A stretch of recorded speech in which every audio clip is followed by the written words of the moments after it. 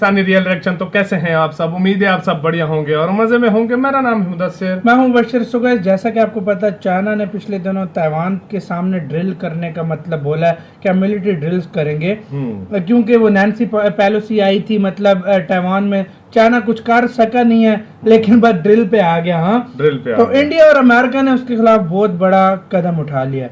आपको पता है, इंडिया तो ऑलरेडी चाइना का सबसे बड़ा दुश्मन है और इंडिया का चाइना सबसे बड़ा दुश्मन है। इसमें कोई शक भी नहीं है, ये भी नहीं है कि अमेरिका जिसकी मदद हासिल करना चाहता है वो इंडिया, क्योंकि इंडिया के बगैर चाइना को कभी वो नहीं कर सकता।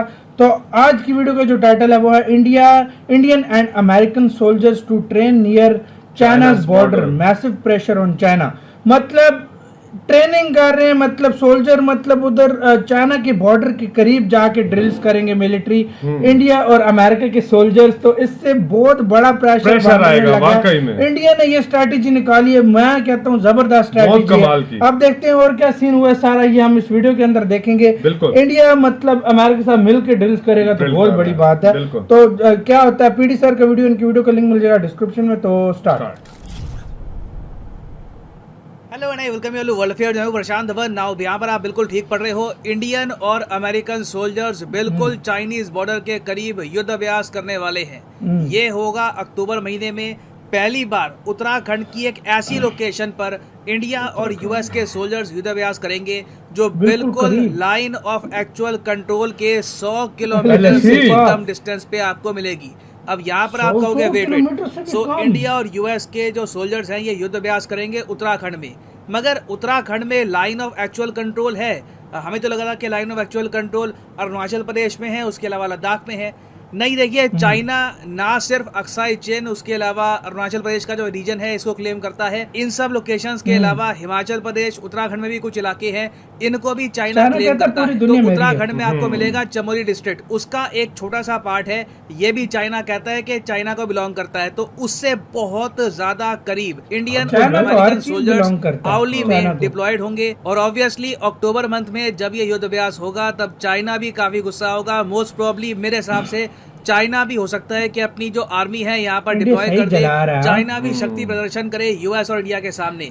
तो डिस्कस करेंगे यहाँ पर कि ये युद्ध अभ्यास होगा कहाँ पर एग्जैक्टली, इसकी इंपॉर्टेंस क्या है और क्यों चाइना पे लगातार प्रेशर बढ़ता जा रहा है। नैन्सी पेलोसी की विजिट के बाद चाइना हालांकि काफी कुछ प्रतिक्रिया कर रहा है। लगातार चाइना की आर्मी ताइवान को घेर कर युद्ध अभ्यास कर रही है। अभी रिसेंटली जो ताइवान की डिफेंस मिनिस्ट्री है इस पर एक साइबर अटैक भी हुआ है, मगर इस सब के बियॉन्ड अभी चाइना कुछ कर नहीं रहा। China is really feeling the pressure right now. तो डिस्कस करते हैं इस टॉपिक को इन डेप्थ, मगर आगे बढ़ने से पहले आपसे क्वेश्चन पूछूंगा। क्वेश्चन यहाँ पर यह है कि इसरो ने रिसेंटली कितना फॉरेन करेंसी कमाई थी सैटेलाइट्स को लॉन्च करके, बाहर के देशों के सैटेलाइट्स को लॉन्च करके इसरो ने टोटल कितनी विदेशी मुद्रा कमाई है देश के लिए?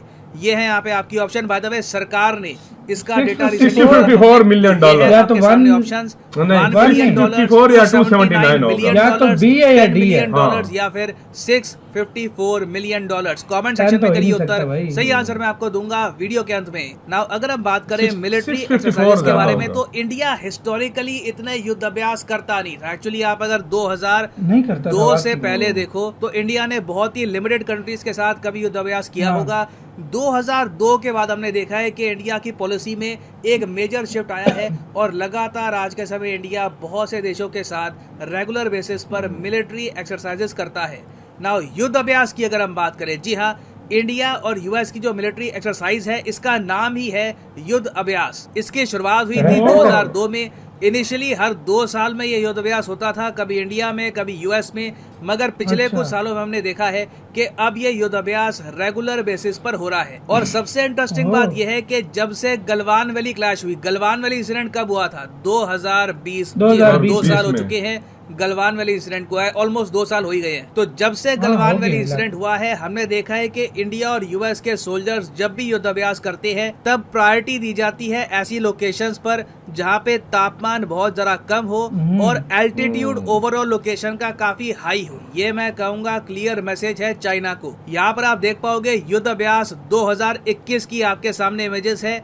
इंडियन सोल्जर्स गए थे यूएसए में, यूएसए की स्टेट अलास्का में। यहाँ पर इस तरीके से इंडियन सोल्जर्स ने युद्धाभ्यास किया अमेरिकन सोल्जर्स के साथ। ये आपके सामने फोटोज हैं फ्रॉम द मिलिट्री एक्सरसाइज। अब अलास्का में आपको पता होगा बहुत ठंड पड़ती है, जितनी ठंड ऑलमोस्ट रशिया के साइबीरिया रीजन में पड़ती है उतनी ठंड आपको मिलेगी अलास्का में। अब अलास्का के बाद सीधा जो अगली लोकेशन होगी 2022 के युद्धाभ्यास की, ये होगी उत्तराखंड। और उत्तराखंड में भी जो चमोली डिस्ट्रिक्ट है वहां पर इंडिया और यूएस मिलकर युद्धाभ्यास करेंगे। अब आपको याद होगा 2021 में, उससे पहले 2017 में भी काफी बार न्यूज आ चुकी है कि चाइना के सोल्जर्स काफी बार लाइन ऑफ एक्चुअल कंट्रोल के पास आते हैं। यहाँ पर कोई ब्रिज होगा उसको तोड़ के चले जाएंगे, या फिर कभी कभी जो इंडियन साइड है वहां पर एंटर करने की कोशिश करेंगे। तो चाइना ने काफी बार इंडिया को इस इलाके में चुनौती दी है। तो ऐसे टाइम में जब चाइना ऑलरेडी ताइवान की साइड से प्रेशर फेस कर रहा है, यहाँ पर यूएस सोल्जर्स का होना एक बहुत ही ज्यादा कड़ा मैसेज सेंड करेगा चाइना को। और भारत और यूएसए के सोल्जर जो युद्धाभ्यास करेंगे उत्तराखंड में,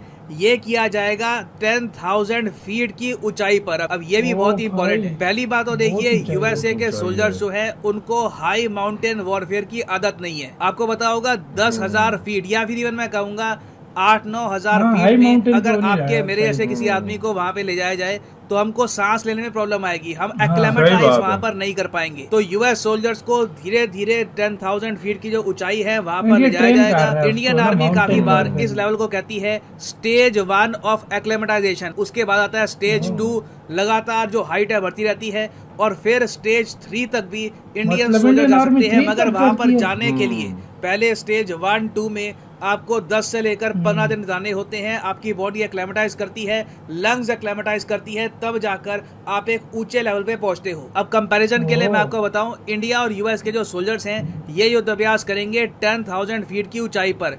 जो गलवान वैली क्लैश हुई थी चाइना के साथ, वो किस ऊंचाई पे हुई थी? वो हुई थी 14,000 फीट की ऊंचाई पर। तो जहां पर गलवान वैली क्लैश हुई थी वहां पर यूएस सोल्जर्स को आप अगर डायरेक्टली डिप्लॉय कर दोगे तो ये बीमार भी पड़ जाएंगे। तो अमेरिकन सोल्जर्स ने पहली बार हाई एल्टीट्यूड वॉरफेयर कहते हैं किसको है यहाँ पर देखेंगे, क्योंकि यूएस में भी इस टाइप की मिलिट्री ट्रेनिंग ये लोग करते नहीं है। यूएस ने कभी भी एक ऐसी ट्रेन में जंग नहीं लड़ी जहां पर पहाड़ी इलाके हैं, आपको ना सिर्फ ठंड से इवन ऑक्सीजन की जो कमी है उससे भी डील करना होता है। अब यहाँ पे आपका एक बहुत ही बेसिक क्वेश्चन होगा कि तो क्या मतलब इसका ये है कि चाइना और इंडिया के रिलेशन इतने खराब हो गए हैं कि कल को वॉर हो सकती है, यूएस हमारी हेल्प को आएगा?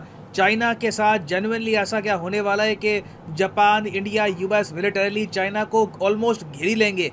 देखिए आपको एक बात बताता हूँ, इंडिया के सामने आने वाले कुछ सालों में रहेंगे बहुत सारे ऑप्शंस। अभी रिसेंटली कुछ दिन पहले मैंने देखा था कि रशिया में एक मेंबर ऑफ पार्लियामेंट है इनके, इन्होंने ये कह दिया कि इंडिया, चाइना और रशिया मिल करना नेटो जैसा एक मिलिट्री अलायंस इनको बनानी चाहिए। और रशियन पार्लियामेंट में आज के समय जेन्युइनली इस बात पर विचार किया जा रहा है कि क्यों ना रशिया, इंडिया, चाइना एक यूरोपियन यूनियन, नेटो का ऑल्टरनेट बना दे। अब यहाँ पे जो प्रपोजल है रशिया में उसमें ये कह रही है कि ये यूनिट टाइप का मिलिट्री पैक्ट होगा जहां पर हम इकोनॉमिक्स को भी ऐड कर देंगे। जो इकोनॉमी है तीनों कंट्रीज की, उनकी भी इंटीग्रेशन यहाँ पर करी जाएगी। तो इंडिया ने ना कभी इस आइडिया को हाँ कहा है, ना हम यूएसए के साथ कंप्लीटली अलाइंड हो गए हैं।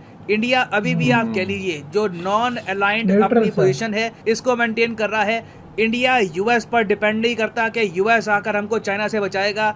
We are more than capable of defending ourselves. अगर चाइना अटैक करता है इंडिया को तब ना चाइना बचेगा ना इंडिया बचेगा, it will be the destruction of Asia. तो जो ये युद्धाभ्यास होगा इन द फ्यूचर, जो रेटोरिक चाइना की तरफ से आएगा, इससे ये अज्यूम मत कर लेना कि कोई कॉन्फ्लिक्ट होने वाली है, वॉर होने वाली है। इंडिया बहुत ही इंटेलिजेंटली चाइना को ये मैसेज सेंड कर रहा है कि आप अगर हमको धमकी देते हो 2 फ्रंट वॉर की, तो 2 फ्रंट वॉर आपके अगेंस्ट भी हो सकती है, एक ताइवान जापान की साइड, एक इंडिया की साइड। ना वापस आते हैं अपने क्वेश्चन की तरफ कि how much foreign exchange did ISRO earn through satellite launch. Satellites, विदेशी सैटेलाइट्स लॉन्च करके इसरो ने कितनी कमाई करी? तो सही उत्तर यहाँ पे है option B, 279 million US dollar. यार वीडियो खत्म। चलो एक तुक्का तो ठीक रहा, मेरा बी या डी था। चलो यार अब आते हैं इसकी तरफ। देखो यार इस टाइम प्रेशर बहुत ज़्यादा बना रहा है इंडिया भी और अमेरिका के साथ मिलके, क्योंकि LAC से 100 किलोमीटर से कम फासले, मतलब 20-30 भी हो सकता है, उसने फासले पे जाकर ही मिलिट्री अभ्यास चल रहा है भाई। यार ये इसी प्रेशर का नतीजा है कि चाइना इस टाइम लड़खड़ाया हुआ है, वो बिल्कुल परेशान हुआ है। मैं क्या करूं, क्योंकि इस टाइम चाइना की एक चाइना के साथ अमेरिका वो नैन्सी पॉलिसी आई है ना, हाँ, जो भाई हाँ। उसने एक तरह से पूरी दुनिया में चाइना को एक वीक कंट्री दंगा करके रख दिया है। उसके साथ एयरक्राफ्ट कैसे आए थे देखा तो उसने तुमने?